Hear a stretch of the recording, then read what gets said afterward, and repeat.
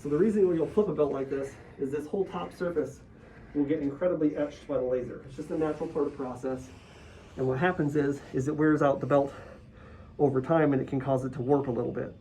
The whole point of this flipping operation is to get the outer etch surface like this to look like this. There's no etching on this. It's a clean, fresh surface. So you'll have to flip these things inside out using this process in order to go to a clean surface.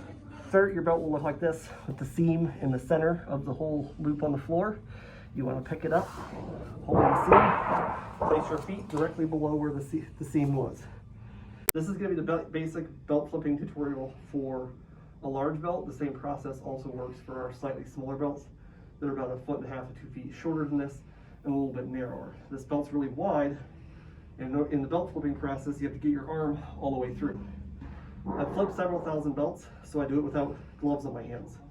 If you want to have some type of glove that is cut resistant, because the edge of this belt can be sharp or have burrs on it, make sure you have access to that glove and keep it on your hand. If you let it slip, it can cut your hand. Again, I've done this thousands of times. Since you probably haven't done it thousands of times, please wear gloves or something to protect your hands from getting cut on this edge. So step one is going to be placing your feet inside the belt opposite of this weld seam. So the weld seam needs to be faced up on the side that you're standing. So once your feet are planted directly below the weld seam, you can see down here where my feet are, you cannot move your feet. If you move your feet while you're twisting it, the whole belt will rotate like that and it won't work. You have to have both your feet planted directly below the weld and this will work. So step one, I'm right-handed. So my right hand will go all the way through, grab the opposite side of the weld and hold it flat all the way to your shoulder.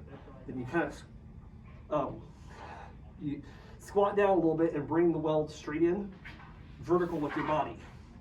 Don't let go of the belt like I just did. I just wanted to show you this weld being vertical here. The next step is do not move your feet. You twist your hips. So now I'm turning to the side, still holding the weld flat. Then I'm going to bring my back hand behind my hip, at the same time holding the weld flat. And you can stand up a little bit, and you notice the belt's starting to turn. It's like a giant spring coil, and then you just slowly and carefully bring it back around. Now once you get it right here, the belt wants to flip on its own. You can take one foot off, then the other foot off, and then slowly bring the back half all the way around. I'm going to kind of kick it out here.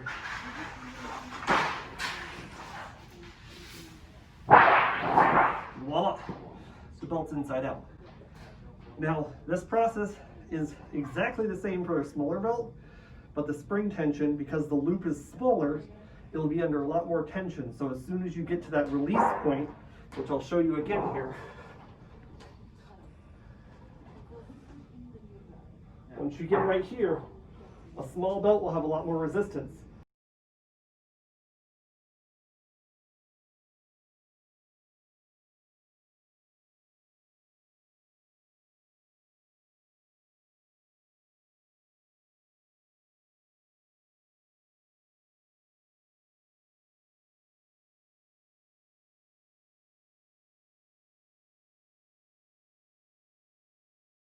So you have to turn it like a giant wheel.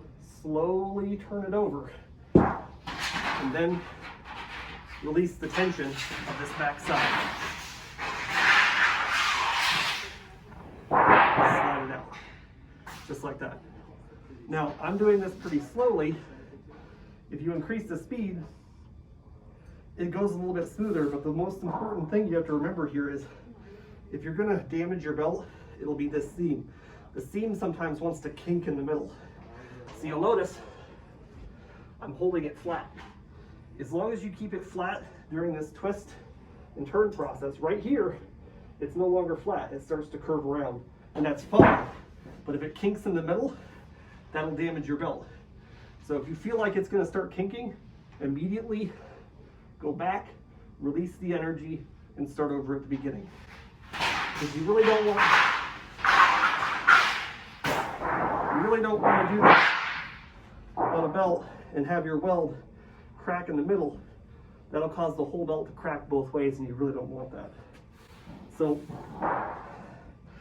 these tend to be kind of expensive products. I always tell people when they first start training to do this, do it on a used belt. Never use a brand new belt. That way, if it's the one that you've already got a lot of process into and you damage it, it's fine.